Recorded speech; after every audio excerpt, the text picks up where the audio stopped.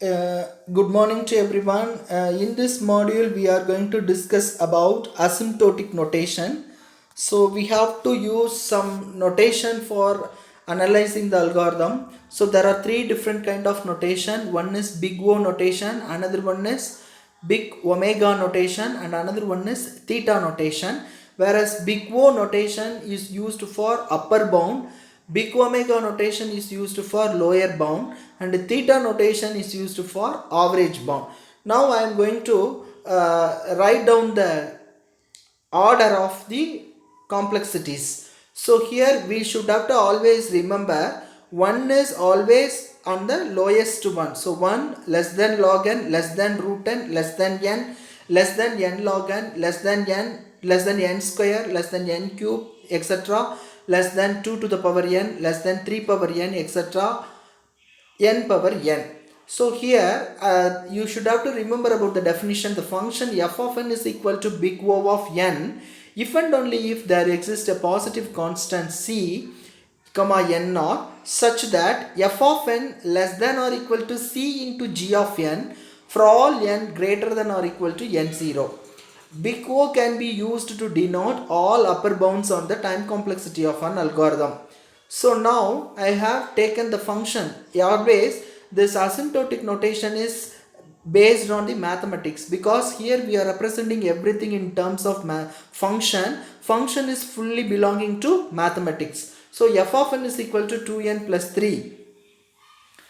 According to the condition f of n less than or equal to c into g of n. So I am writing 2n plus 3 less than or equal to, in the right hand side I should have to write something. So first let me put 10n, whatever be the n value, because always n must be greater than or equal to n0. So whatever here for all n greater than or equal to 1 means always n must take the values from 1 onwards. So according to that, if I put 10n means the condition will be true. So 2n plus 3 less than or equal to 10n means f of n is 2n plus 3, c is equal to 10, and g of n is n. So now how can I represent this in big O? Means big O f of n is equal to big O of n. Next I can write simply 2n plus 3 less than or equal to 2n plus 3n. So 2n plus 3 less than or equal to 5n.